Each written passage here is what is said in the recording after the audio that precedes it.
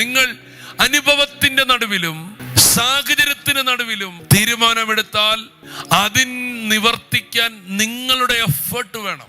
എന്നാൽ നിങ്ങൾ സാഹചര്യത്തിലല്ല, അനുഭവത്തിലല്ല, വചനത്തിന് മുമ്പിലാണ് തീരുമാനമെടുക്കുന്നെങ്കിൽ നിങ്ങളെ സഹായിക്കാൻ ദൂതന്മാരും പരിശുദ്ധാത്മാവും ദൈവകൃപയും നിങ്ങളോട് കൂടെ നിൽക്കും. ദൂതുകൾ കൊണ്ട് നിങ്ങൾക്ക് പോകുവാൻ കഴിയില്ല, പക്ഷെ റൂട്ടുകൾ കൊണ്ട് നിങ്ങൾക്ക് ദൂരങ്ങൾ സഞ്ചരിക്കാൻ കഴിയും. പൗലോസ് പറയുന്നു, ഞാൻ എൻ്റെ നിജപുത്രനായ തിമത്യോസിനെ നിങ്ങളുടെ ഇടയിലേക്ക് അയക്കും, അവൻ വന്ന് എൻ്റെ വഴികളെ നിങ്ങൾക്ക് പറഞ്ഞു തരും, റൂട്ട് പറഞ്ഞു തരും. അപ്പോൾ ഈ വചനം ഒരു റൂട്ടാണ്.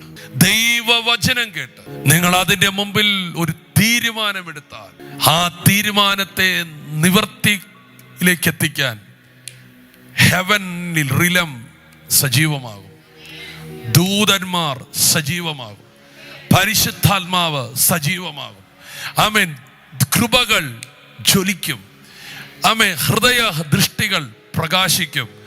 അതിലേക്ക് നിന്നെ എത്തിക്കാൻ വേണ്ടി ദൂതന്മാർ ആവേശം കാണിക്കും. ഹല്ലേലൂയ. അതിലേക്ക് നിന്നെ എത്തിക്കാൻ വേണ്ടി സ്തോത്രം ബന്ധപ്പെടും.